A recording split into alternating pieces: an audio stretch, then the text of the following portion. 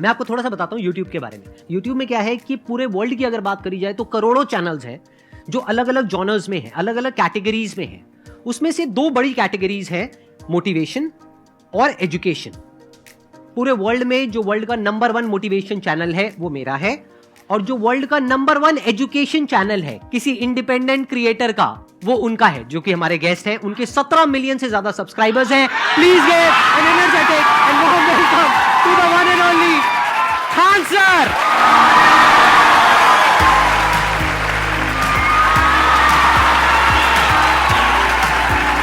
क्या हाल चाल जी, कैसे हैं आप?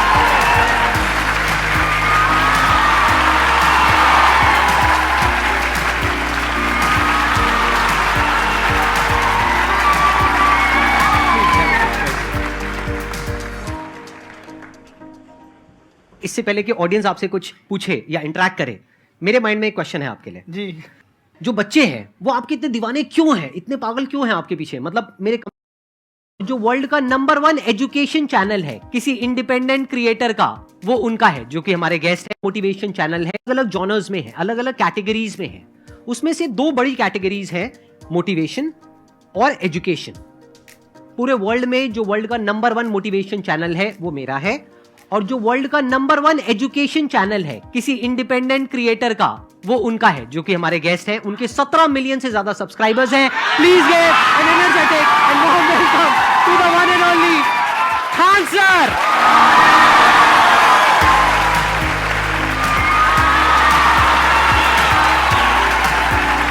क्या हाल चाल जी, कैसे हैं आप?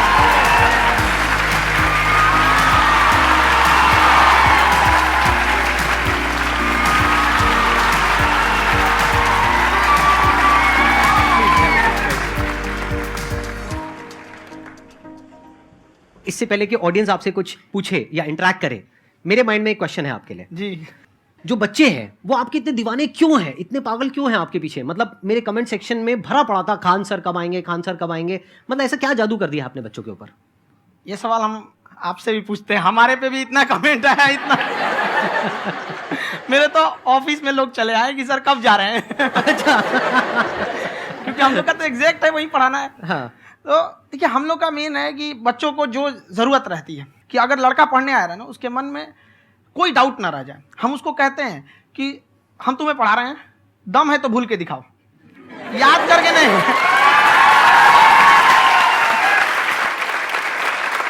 प्लस आप जिस प्राइस पॉइंट पे पढ़ा रहे हैं, आई थिंक वो सबसे कम है, वो बहुत ही कम है। सर, ये जो फीस का कल्चर है, ये हमारा इंडियन कल्चर नहीं है। हमारा इंडियन कल्चर गुरु दक्षिणा है, उस हिसाब से वो सही है। ऑक्सीजन जैसे जिंदगी के लिए जरूरी है, वैसे एजुकेशन जरूरी है। कोई ये नहीं कह सकता है कि पैसे की वजह से वो खान सर के यहाँ से लौट गया। क्या बात है।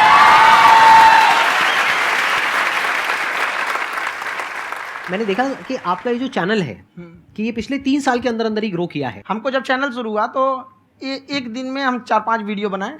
एक हमको कुछ आता, आज भी नहीं आता इतना, तो हम देख के कैमरा वैमरा तो हम कंफ्यूज हो गए, बाप रे। तो हम एक ही दिन में वीडियो शूट किया, पढ़ाने वाला टॉपिक था हमको। उसके बाद कभी वीडियो नहीं, 6-7 वीडियो एक ही बार शूट कर लिए। और एक जो थे जिनका कैमरा वगैरह था, मेरे पास कैमरे भी नहीं थे उस टाइम, और कैमरा 35,000 का था। तो 6 महीना इसी में लग गया, जो 35,000 इसी में फंस जाएगा। तो उनके कैमरे से शूट किए, उन्होंने कोई चार्ज लिया, उसके बाद हम छोड़ ही दिए। लॉकडाउन लगा, तब हम कहें आप कैसे पढ़ाएंगे। वो तो 1 दिन 2 दिन करते करते अचानक लंबा हो गया। तब हमको याद आया कि ओहो, मेरा एक चैनल भी है वहाँ पे।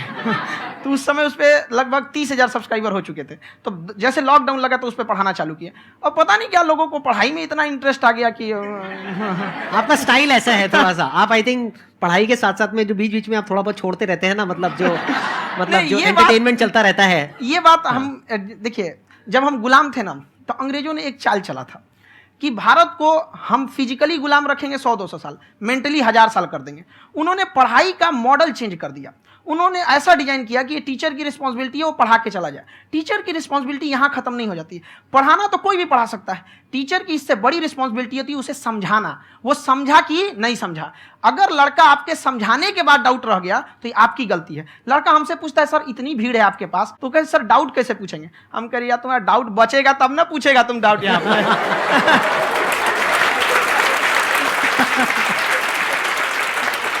कॉन्फिडेंस नेक्स्ट लेवल है खान सर का, मानना पड़ेगा। और शायद यही वजह है इनकी जो ग्रोथ है उसका, किसी ने शायद सपने में भी नहीं सोचा होगा कि पिछले 2 साल के अंदर अंदर जो आपके चैनल की ग्रोथ हुई है, जैसे आप खुद ही बता रहे हैं कि लॉकडाउन के टाइम पे आपके 30,000 के करीब सब्सक्राइबर्स थे, आज की डेट में 17 मिलियन है। और मेरा एक क्वेश्चन और है, इससे पहले कि ऑडियंस में से आपसे कोई क्वेश्चन पूछे, कि कई बार आप ऐसे भी टॉपिक्स टच करते हैं जो थोड़े से कंट्रोवर्शियल हैं या थोड़े से सेंसिटिव हैं, जिसके ऊपर बात करने की हिम्मत आई थिंक बहुत ही कम लोगों में है। तो आपको कभी ये नहीं लगता है कि कहीं ज्यादा तो नहीं हो रहा है, इसको थोड़ा रोक देते हैं, थोड़ा कम कर देते हैं, क्योंकि कोई लाइन ही नहीं है वैसे तो बोलने को, तो आप कुछ भी बोल दो, कितना भी बोल दो। हुई है कंट्रोवर्सी बहुत बार। एक्चुअली बचपन से हमको फौज में जाना था, और फौज वालों के लिए ये सब मायने नहीं रखता, उसको करना है मतलब करना है, तुम सामने कुछ भी रहो, डजंट मैटर।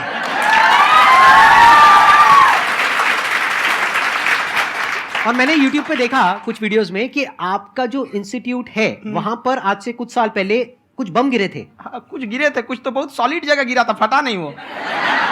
मतलब आपके आसपास? हाँ, बम को भी पता है कि टीचर की इज्जत किया जाता है। क्या बात है, क्या बात है।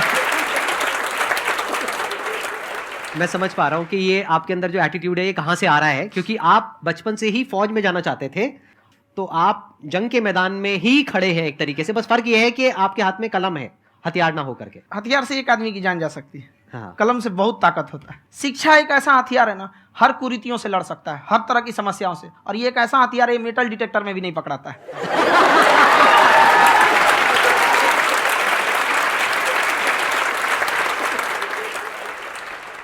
मेरा क्वेश्चन ये है कि अभी प्राइवेट ऑर्गेनाइजेशंस में पीटने का, पनिशमेंट का ये सिस्टम जो है खत्म हो गया है। हम आपके वीडियो में देखे हैं सर कि आप एक बड़ा सा रोल रखे रहते हैं, पुलिस वाला लाठी है वो, पुलिस वाला लाठी है, और स्टेज पे बुला के बच्चों को उसी से धुनाई शुरू कर देते हैं मस्त एकदम से, है ना।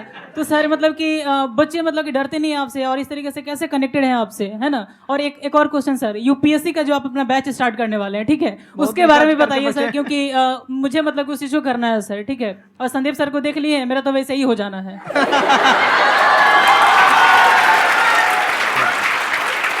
क्या हो जाना है? मेरा पूरा कंप्लीट करो। I'll be an IAS officer next year because I have seen you, sir. My day is like complete, sir. All the best. Thank you so much, sir. Thank you. पूरा बोला करो। Thank you. देखिए, लड़कों को जहां तक पीटने की बात है, जब पढ़ाने की बात आएगी तो उसको हम पूरे बेहतरीन ढंग से पढ़ाएंगे। लेकिन जब सजा देने की बात आएगी ना, तो वो भी बेहतरीन ढंग से होगा। ऐसा थोड़ी होगा कि बस एक ही चीज बेहतरीन ढंग से होगा।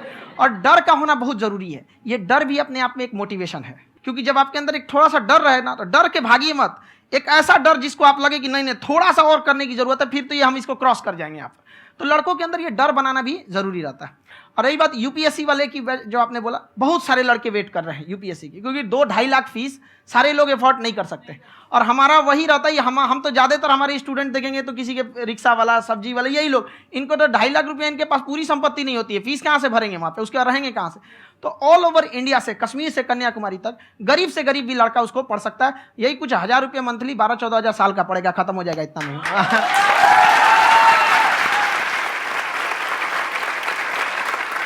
ये जो डंडे वाली बात इन्होंने कही, ये सच है? मतलब आप सच में एक डंडा रखते हो? पुलिस का ही है वो। और मारते हो? हाँ, कि मतलब अगर कोई लड़की छेड़ता है या ऐसा कोई भी उल्टा पुल्टा काम पढ़ाई करता लिखाई है, कुछ भी गलती करेंगे तो पिटाएंगे वो। यहाँ पे कैमरे पे, ऑन कैमरा, जैसा भी रहे, कुछ भी पिटाना तो उनको फिक्स है। एक तो कोई मतलब विधायक जी थे, उनके लड़का को पीट दिए, तो चला है दल बल लेके अपना वहां पे। उसने घर पे नहीं बताया था कि सर ने पीटा है, बस बोल दिया कोचिंग में पीटा है। बाद में पता चला हम पीटे हैं, तो उसके पिताजी मेरे सामने और पीटे।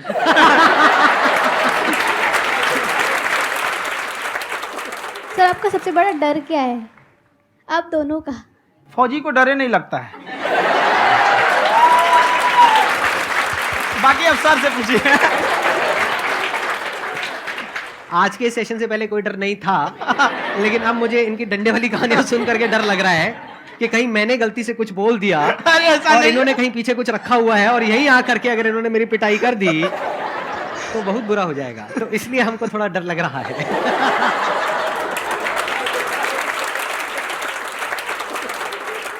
आपकी डेली कितने घंटे क्लासेस होती हैं? 6-7 घंटे। अभी भी खुद ही करते हो आप? हाँ, खुद ही हमारे classes स्टाफ करते हो? परेशान रहते हैं। हम 1:30-2 बजे सोते हैं, सुबह 6 बजे उठ जाते हैं, परेशान रहते हैं। यार इतना क्यों करते हो, है ना? कभी तो उनको भी साथ साथ लगना पड़ता है ना? उनको साथ साथ लगना पड़ता है। हम जग गए हैं तो कोई सोया थोड़ी रहेगा, परेशान रहते, दिन में सोते ही नहीं है बेचारा, कहीं कहीं जाके सोते रहता है। तो हम सीट बांध दिए कि भाई तुम इस समय सो जाना, तुम इधर सो जाना। आपकी शादी हो गई या नहीं हुई अभी? मेरी खुशहाली देख के आप आइडिया लगा सकते हैं।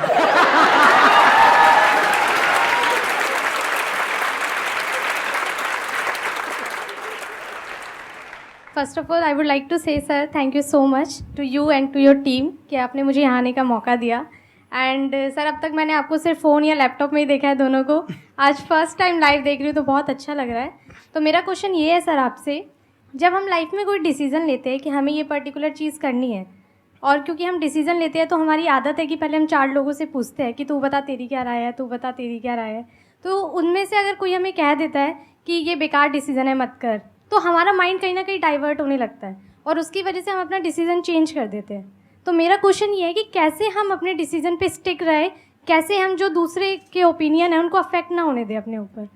दूसरे से सलाह लेने से पहले एक बार खुद उस पर रिसर्च कर लेना चाहिए, ताकि आप सामने वाला क्या सलाह दे रहा है आपको समझ में आना चाहिए। यहाँ पर ऐसा नहीं है कि कई बार ऐसे होते हैं कि दूसरे वाले को एक्सपीरियंस होता है, तो अगर आपको पहले से आइडिया है, उसके बारे में आप बेहतरीन ढंग से रिसर्च किए हैं कि क्या इसमें प्लस पॉइंट है क्या निगेटिव है, उसके बाद आप किसी से सलाह लेने जाइए। ये नहीं कि मन में आया सीधा बता गड़बड़ा जाएगा। तो वहाँ पर पहले आपको R&D करना पड़ता है, समझ में आया कि नहीं। और ज़िंदगी हो या गाड़ी, जीतेगा वही जो टाइम पे गियर चेंज कर रहा है। तो डिसीजन चेंज करना बहुत ज़्यादा गलत नहीं है।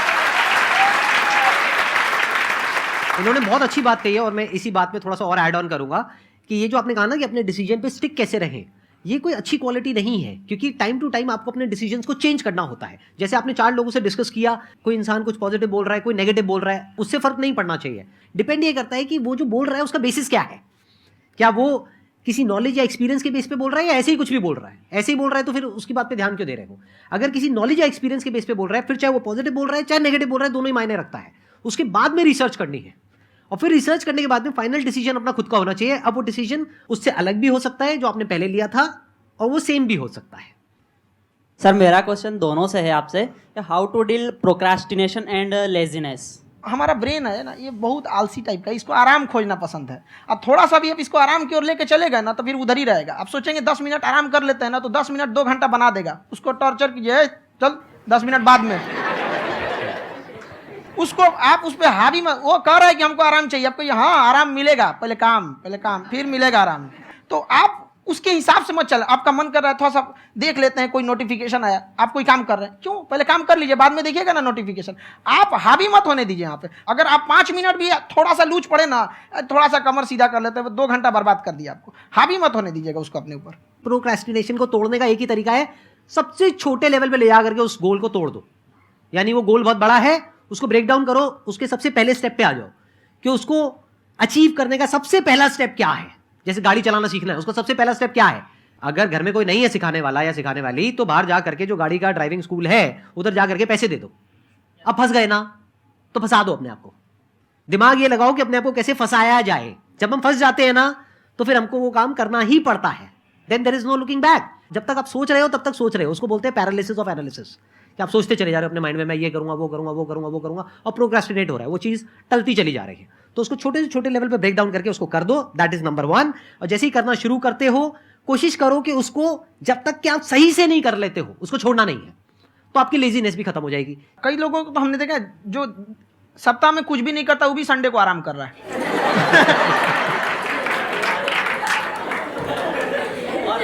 वैसे कहा भी जाता है कि अगर कोई काम आपको करवाना है ना तो ऐसे किसी इंसान को दो जो बिजी है। हाँ। ऐसे आदमी को मत दो जो खाली है। ये परफेक्ट एग्जाम। किसी को भी आप देखिएगा जिसको आप कहते हैं कि मतलब थोड़ा ठीक ठाक आप समझते हैं कि नहीं ये बहुत आगे निकल, वो एक काम को खत्म करने के बाद कभी आराम नहीं करेगा। एक काम खत्म हुआ उसको लगेगा हाँ एक खत्म हो गया, अब दूसरा करना चाहिए। और वही जिसको देखिएगा एक खत्म हो गया अरे आराम करना चाहिए, कभी नहीं, लाइफ में आखिरी सांस तक। सर यहाँ पे सब हिंदी में पूछते हैं, इंग्लिश में पूछते हैं, मैं भोजपुरी में पूछूं? जौन भाषा ठीक लगे तोने में पूछ दो। हाँ सर। सर ये पूछे के चाहते नहीं कि जैसे हमने के पढ़ाई करी नहीं सर, तो कभी कभी डेली टारगेट्स जो होला वो कंप्लीट ना होला। अगर टारगेट्स कंप्लीट भी होला तो फिर ऐसा इरिटेशन या फिर वो एंजाइटी या फिर कि और करना है या फिर अभी नहीं हुआ, वो चीज़ हमेशा रहेला, तो वो कम कैसे करल जाए? देखिए टारगेट्स को ना हम लोग को एक अपने हिसाब से पहले फिट करना चाहिए। ऐसा नहीं कि दूसरे किसी इंसान को देख के हम टारगेट फिट कर ले। कोई लड़का 8 घंटा पढ़ रहा है, कोई पहली बार अभी पढ़ना ही चालू किया, उसको देख के 8 घंटा पढ़ेगा तो पढ़ाई छोड़ देगा। तो आप अपनी क्षमता के हिसाब से देखिए कि आप कितना पढ़ सकते हैं। अगर आपने एक घंटे को बना लिया कि हम 1 घंटा पढ़ सकते हैं, अगले 1 हफ्ते तक उसको सस्टेन रखिए। जिम में कैसे करते हैं लोग, पहले दिन उठा लीजिएगा 1 कुंटल तो हार्ट अटैक हो जाएगा। तो वो धीरे धीरे टारगेट सेट कीजिए और अपनी क्षमता को भी देखिए। हर इंसान की क्षमता अलग है। कंगारू को देख के हाथी छलांग मारेगा, पैर तोड़ के बैठ जाएगा।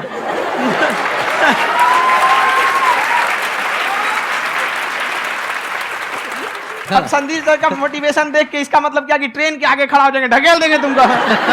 हालांकि ऐसा कर देते हैं, लेकिन ऐसा करिएगा लोग नहीं, क्षमता पता होना चाहिए। आपके अंदर एंजाइटी हो रही है कि मैंने कर तो लिया है, आप ये नहीं कह रहे कि मैंने कुछ भी नहीं किया है फिर मेरे को एंजाइटी हो रही है, आप ये कह रहे हो मैंने काफी कुछ कर लिया है फिर भी एंजाइटी हो रही है कि कहीं कुछ छूट तो नहीं गया है। तो बेसिकली आपको ये देखना है कि अगर आपके अंदर एंजाइटी हो रही है, that means you are a very good student, आप एक अच्छे स्टूडेंट हो। क्यों? क्योंकि बहुत सारे स्टूडेंट्स तो ऐसे हैं उनको पढ़ने के नाम से एंजाइटी होती है। तो आपको एंजाइटी हो रही है कि मैंने पढ़ लिया, दिन में मानो 8 घंटे का आपने टारगेट सेट किया और 6 घंटे पढ़ लिया, या मान लो 8 घंटे भी पढ़ लिया, फिर भी एंजाइटी हो रही है कि मैंने 10 घंटे नहीं पढ़ा। तो ये तो अच्छी क्वालिटी है ना, ये तो एक ब्रिलियंट स्टूडेंट की क्वालिटी है, क्योंकि एंजाइटी उसी को होती है जो केयर करता है, जिसको परवाह है, उसी की तो एंजाइटी होती है। जैसे माँ को अपने बच्चे की, जैसे एक माँ को अपने बच्चे के, जैसे एक माँ को अपने बच्चे को लेकर के एंजाइटी होती है। हंस लो मजाक उड़ा लो मेरा। कोई बात नहीं, एडिट कर देंगे इसको हम। हाँ।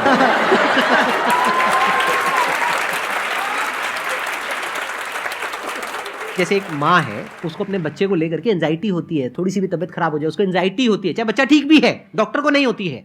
क्यों? क्योंकि माँ को उस बच्चे से प्यार है। तो दैट मीन्स कि आप अपनी पढ़ाई को लेकर के सीरियस हो, इस वजह से आपके अंदर एंजाइटी हो रही है, विच इज नॉर्मल। जहां पर प्यार मोहब्बत होती है वहां पर थोड़ी बहुत एंजाइटी तो होती ही है ना। समझ रहे हो ना मैं क्या कहना चाह रहा हूं? आप लोग समझ रहे हो ना मैं कहां जा रहा हूं? जब वो किसी और से बात करती है तो एंजाइटी होती है ना।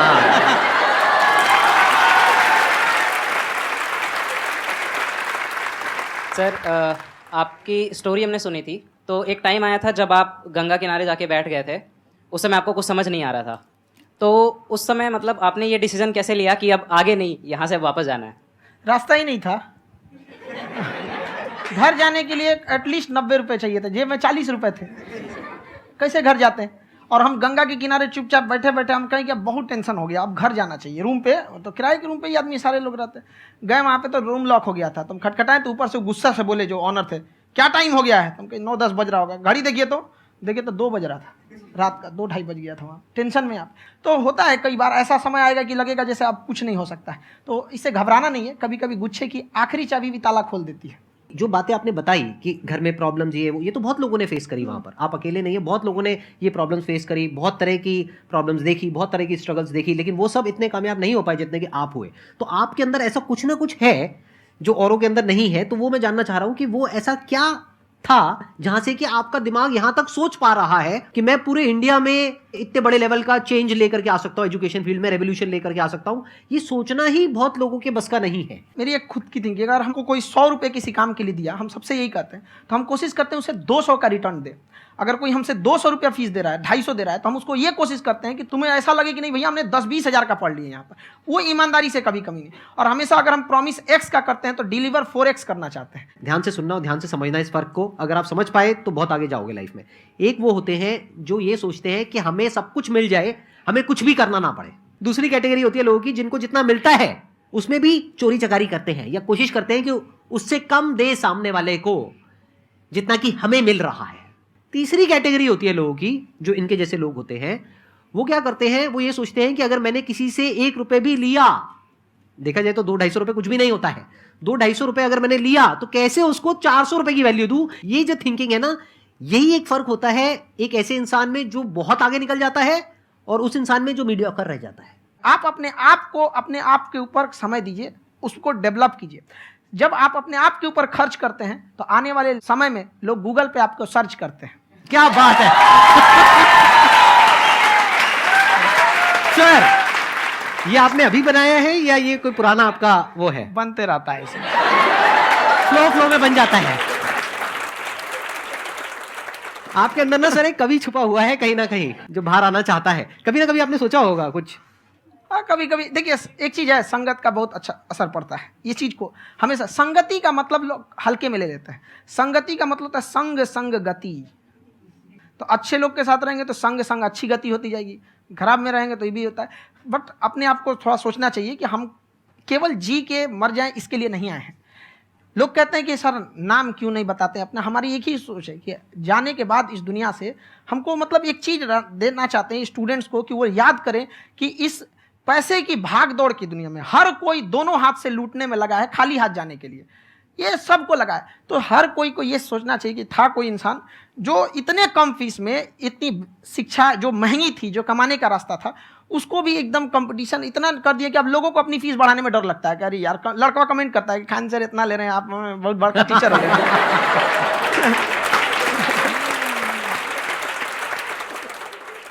खान सर की एक क्लिप है, ये समय और समझदारी में बहुत फर्क होता है। अगर समय रहते समझदारी आ गई तो इंसान कामयाब हो गया, लेकिन अगर समय चला गया फिर समझदारी आई फिर तो बेकार है। तो सर मतलब कुछ आपको ऐसी चीज़ लाना चाहिए जो मतलब बच्चों जो तैयार हो रहे हैं उनको ये चीज़ें मतलब एंड टाइम पे दिखे। समझ रहे हैं मेरी बात? नहीं समझ?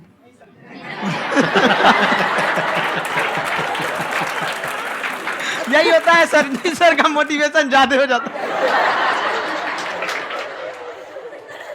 जब आप स्ट्रगलिंग फेज में हैं तो कम से कम चीजों को अपने ऊपर खर्च कीजिए, ज्यादा से ज्यादा सीखने में खर्च कीजिए। अगर आपको राजा बनने का शौक है तो गुलाम की तरह मेहनत करना सीखिए, तब राजा बनेंगे।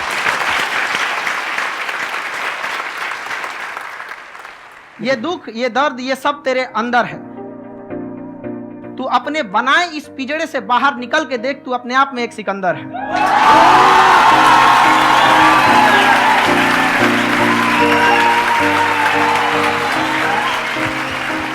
Thank you so much sir for coming. बहुत मजा आया मेरे को आपके साथ में इंटरेक्ट करके। आई एम श्योर आप लोगों को भी बहुत मजा आया होगा।